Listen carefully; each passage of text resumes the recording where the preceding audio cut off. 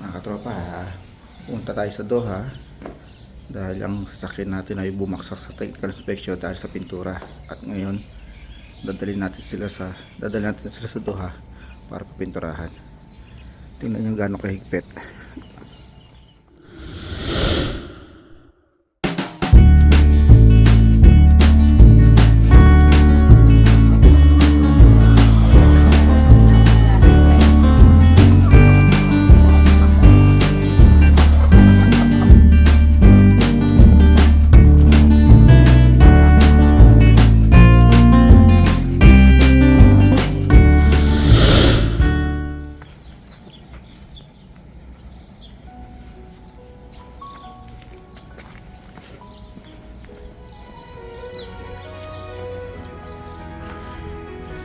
Yan lang ang binaksak niya, yung hood na medyo faded, bumper, at sa gilid daw ito mga tinatamaan ng pintuan katabi ko. At meron pa sa hulihan, faded daw yung hulihan ko. Hindi ko alam kung alin dito, pero mukhang ito lang siguro sasabi nila. Kaya napagka sunduan namin ni Mrs. na papinturahan ng buo na. At ngayon punta kami sa Doha. Ito pa nga pala, isa pang sinasabi nilang baksak, yung electrical. Buksan natin. Electrical wiring daw. Kasi ito yung sinutuloy ko. At wala itong balot. Ayan lang, at binaksak na niya ng technical inspection ito.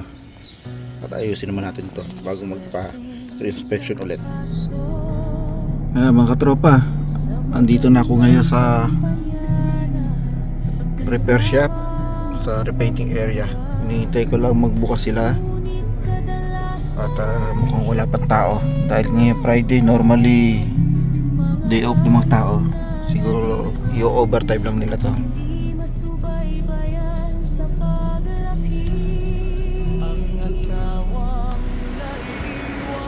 Okay, now, tropa, ito na ang magpipintura ng bahay ng kotse ko. Si Mr. Sulaiman. Okay, iwanan na natin ito sa kanya at siya na ang bahala. At shop.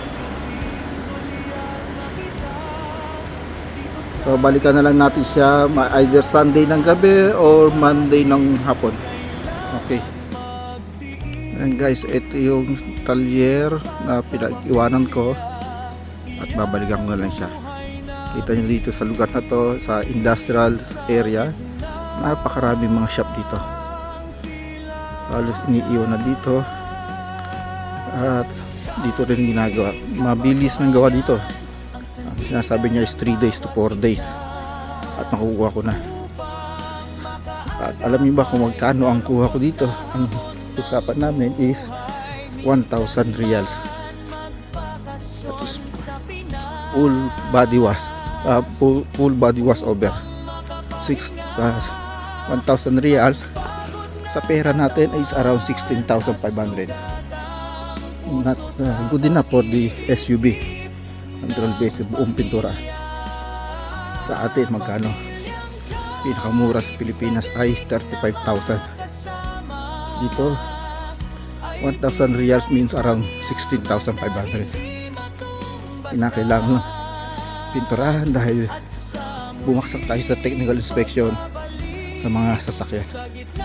Kaya obligado tayo magpapintura kahit konting gas-gas. Ngayon hinihintay ko lang yung kaibigan ko na susundo sa akin para bumalik ulit ako sa bahay sa Dukan, which is 87 km away from here. So hintayin na natin kasama ko. Tropa, sumilong lang muna ako dito sa lilim dahil napakainit habang hinihintay ko yung tropa ko na sasakyan ko. Tahimik dahil biyernes walang pasok, kaya medyo walang katao-tao.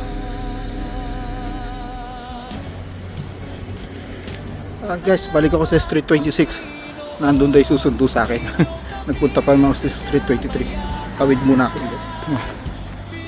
Medyo init-init. Hindi ko rin pa pwedeng sabihin sa kasama ko na puntahan ako, at dahil mahirap din ang magpaikot-ikot dito ng sasakyan, hindi ka basta-basta pwedeng tumawid. Ayun, pupunta ko muna siya doon sa Street 26.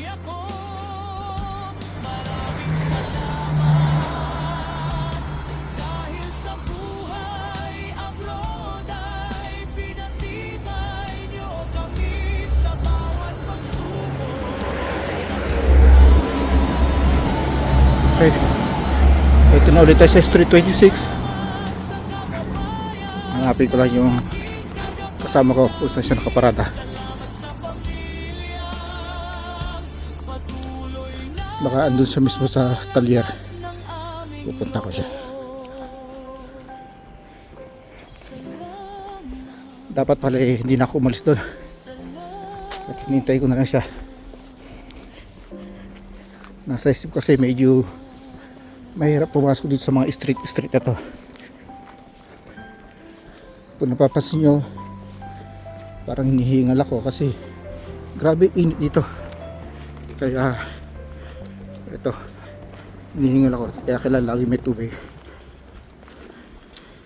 Nahanap ko lang kasama ko kung nasaan siya.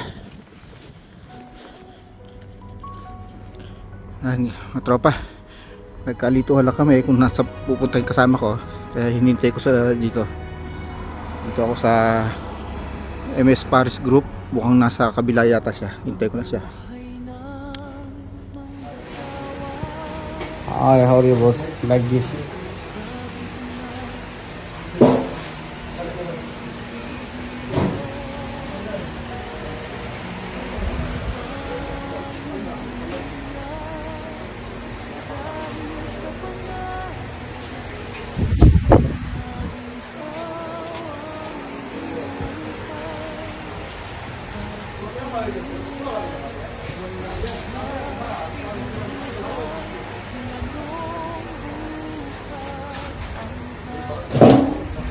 I got a TikToker.